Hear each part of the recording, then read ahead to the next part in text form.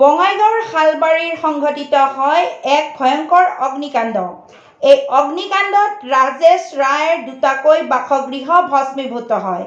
Short circuit হৈ এই অগ্নিকাণ্ড সংঘটিত হৈছে বুলি জানিব পৰা গৈছে।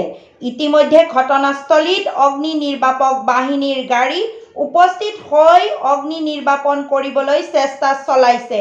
ঘৰৰ আচবাবৰ লগতে মন্দিৰো ভস্মীভূত হৈছে। News desk Bijni first 24।